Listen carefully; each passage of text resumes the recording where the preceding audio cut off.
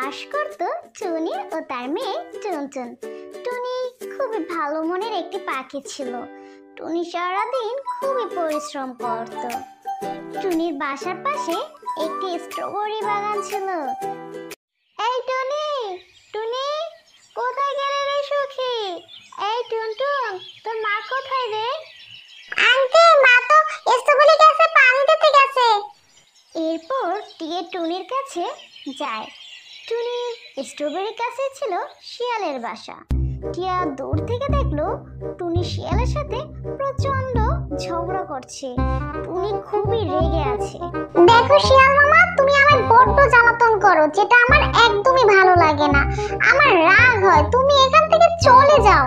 আরে টুনি, আমি তো একটু মজা করছিলাম, তুমি রেগে যাচ্ছ কেন? এত রাগ কিন্তু ভালো নয় টুনি। এই সখী, কি হয়েছে রে? তুমি এত রেগে আছো কেন? আরে দেখো না সখী, শিয়াল মামা সব সময় আমার স্ট্রবেরি ফলের উপর লোভের দৃষ্টি দেয়, আর এখন বলছে ফল পাকলে নাকি তাকে ভাগ দিতে হবে। আরে ভাগ্নি, চেতে যাচ্ছ কেন? আমি তো একটু মস্করা করেছি তোমার সাথে। চুপ করো শিয়াল মামা, তুমি আমার সাথে আর কোনো কথাই বললো না। তুমি তাড়াতাড়ি এখান থেকে চলে যাও, না হলে কিন্তু খুব খারাপ হয়ে যাবে বলে দিচ্ছি। টুনির এইরকম কথা শুনে শিয়াল মন খারাপ করে ওখান থেকে চলে যায়।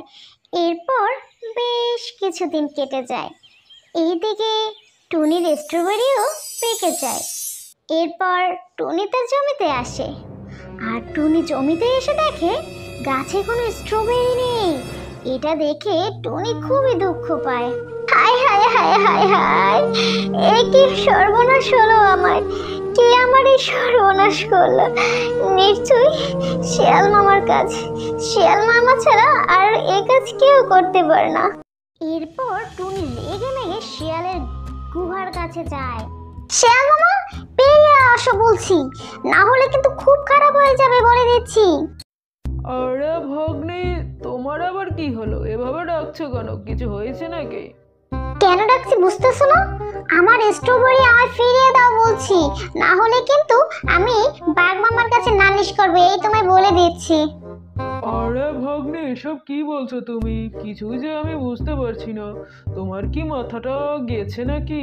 শিয়ালের মুখে এসব কথা শুনে টুনি তো প্রচন্ড রেগে যায়, এবং টুনি ও টিয়া বাঘ মামার কাছে যায়। বাঘ মামা, ও বাঘ মামা।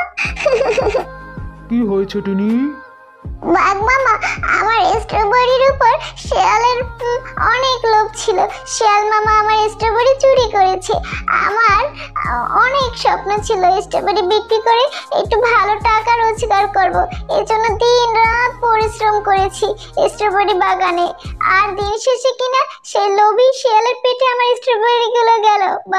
বাঘ মামা, তাড়াতাড়ি এর বিচার করুন। কি? শিয়ালের এত বড় সাহস! সেনাপতি, তাড়াতাড়ি শিয়ালকে ধরে আনো।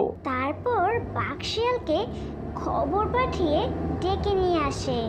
শিয়াল, তুই কি টুনির স্ট্রবেরি নিয়েছিস? এসব কি বলছে বাঘ ভাই? টুনি অযথাই আমায় সন্দেহ করে, ভুল বোঝে। আমি কেন ওর স্ট্রবেরি নিতে যাব? আর তাছাড়া ওর স্ট্রবেরি তো খুবই টক, খেতেও ভালো লাগে না।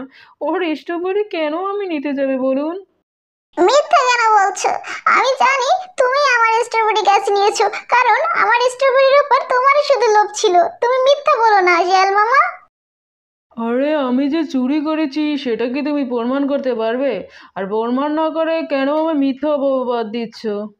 টুনি, প্রমাণ ছাড়া তো কিভাবে শিয়ালকে শাস্তি দেব? টুনি, তুমি আগে প্রমাণ করো যে শিয়াল তোমার স্ট্রবেরি নিয়েছে, তারপর ওকে আমি দেখে নিচ্ছি। বাঘ মামার কথায় টুনি অনেক কষ্ট পায় এবং টুনি গভীর জঙ্গলে চলে যায় এবং একটি গাছের নিচে বসে বলতে থাকে, বাঘ মামা আমার কথা বিশ্বাস করলো না। আমার ঘরে তো কোনো খাবারও নেই।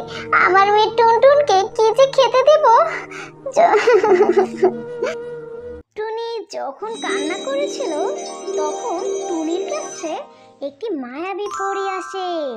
তুমি কান্না করছো কেন? তোমার কি হয়েছে? এরপর টুনি সব কথা খুলে বলে।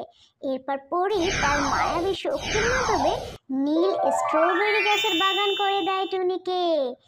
এরপর তারা দূরে গাছের পিছনে লুকিয়ে পড়ে। এমন সময় আরে বাহ, টুনির কাছে থেকে নীল স্ট্রবেরি, আজকে তো এগুলো আমি পেট ভরে খাবো। এরপর যখনই কবুতর নীল স্ট্রবেরি স্পর্শ করে সাথে সাথে তার শরীরে আগুন ধরে যায় এবং কবুতরটি ওখানেই পড়তে পড়তে মারা যায়। ছোট বন্ধুরা, আমাদের আজকের গল্পটি এ পর্যন্ত। তোমাদের যদি গল্পটি ভালো লাগে তাহলে অবশ্যই চ্যানেলটি সাবস্ক্রাইব এবং লাইক করবে। ধন্যবাদ।